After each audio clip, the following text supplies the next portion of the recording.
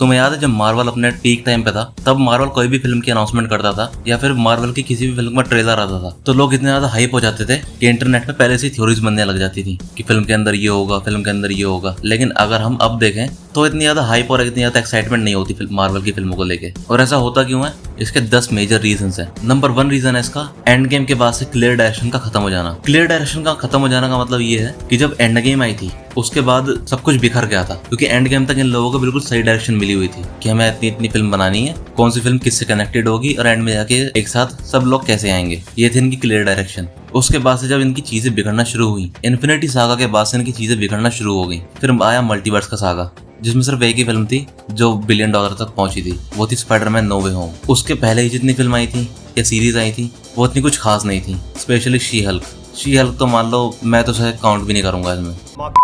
होता कौन है लड़कियों को छोटे कपड़े पहनने से रोकने वाला?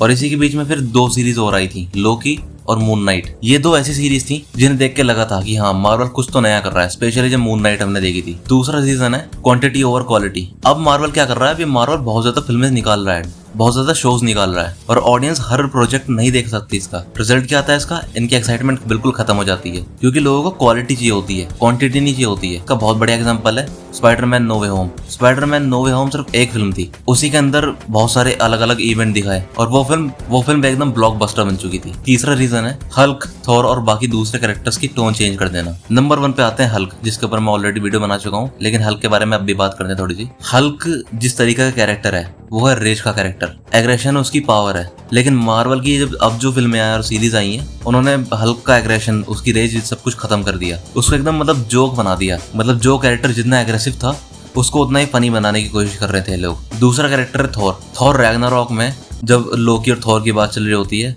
उसके बाद जब इन्फिनिटी वॉर जब स्टार्ट होती है, तब जब थॉर जब लोकी को मरते हुए देखता है तो वो अंदर से टूट जाता है। तो वो जो सीरियसनेस थी ना उस कैरेक्टर की, वो एकदम पीक पे थी। और कई फैंस को इंक्लूडिंग मी, हम सबको लगा कि इन दोनों कैरेक्टर्स की सीरियसनेस बिल्कुल खत्म हो चुकी है। इसका सबसे बड़ा एग्जांपल है थॉर लव एंड थंडर। जो कैरेक्टर जितना सीरियस होना चाहिए उसको उतना ही इन लोगों ने फनी बना दिया। इसका 4th रीजन है वीक विलन्स। अब तो मुझे बताओ थैनोस के बाद ऐसे कितने विलन्स थे जो मेमोरेबल बन सके? गिनवा दो मुझे। तुम्हारा जवाब भी शायद ना ही होगा। थैनोस एक ऐसा विलन था जिसको बहुत अच्छे तरीके से एस्टेब्लिश किया जा रहा था शुरुआती फिल्म से ही।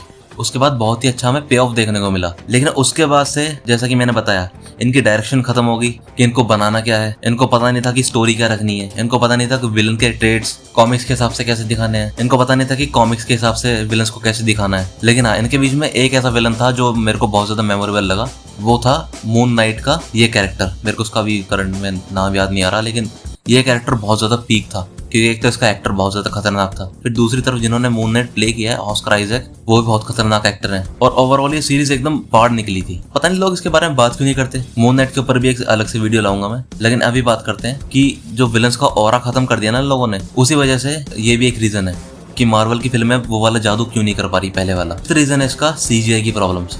अब तुम मानो चाहे ना मानो, VFX तुम 2008 और 16 तक के VFX ले लो, उसके बाद के VFX ले लो, तो VFX में इतना ज्यादा चेंज हुआ है ना।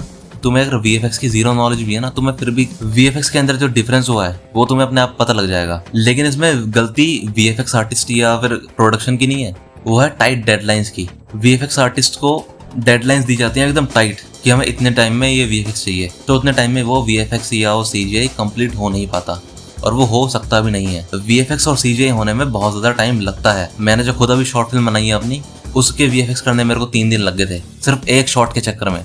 समझ रहे हो? सिर्फ एक शॉट, वो भी सिर्फ 5 या 6 सेकंड का था। तो इससे समझ जाओ तुम कि VFX में इतना ज्यादा चेंज क्यों आ रहा है। और कुछ जो रीसेंट फिल्म आई है उनमें VFX को क्रिटिसिज्म मिलना था, जो कि मिला भी है। इसका 6th रीजन है इमोशनल स्टेक्स का खत्म हो जाना। Iron man, captain America, black window जैसे कोर कैरेक्टर्स चले गए, नए हीरोज के साथ उनका उतना अटैचमेंट हो नहीं पाया क्योंकि इनके अंदर वो इमोशन किसी भी सीन के थ्रू आ नहीं पा रहे। इसका तुम एक और एग्जांपल ले सकते हो, ब्लैक विडो की जो सिस्टर है उसके ऊपर भी एक फिल्म आई थी। अब है 8th पॉइंट, जहाँ पर इनका कंपटीशन बढ़ चुका है। अब ऑडियंस के पास OTT, गेम्स, एनिमे और दूसरा बहुत सारा कंटेंट आ चुका है, जो मार्वल के टिकट्स के लिए थोड़ा नुकसान है, क्योंकि वो लोगों के पास घर बैठे वो फिल्म देखने का मौका है, तो वो थिएटर देखने क्यों ही जाएंगे। उनको कोई बहुत ज्यादा स्ट्रॉन्ग स्टोरी या फिर कोई बहुत ज्यादा बड़ा कैरेक्टर वो देखना चाहते, जिसके बारे में उन्होंने सिर्फ सुना ही है, उसको स्क्रीन पर देखना चाहते हैं तब तक। लेकिन क्या मार्वल वापस आ सकता है?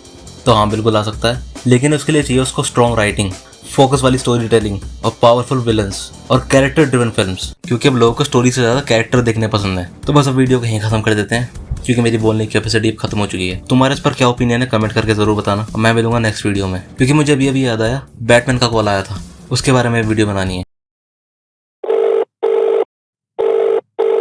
थोड़ा टाइम खराब चल रहा है आजकल छोटे भाई। जब वापस टाइम आओगा ना हमारा, पहला माँ चोद दूंगा, बाद में पूछूंगा किसकी थी।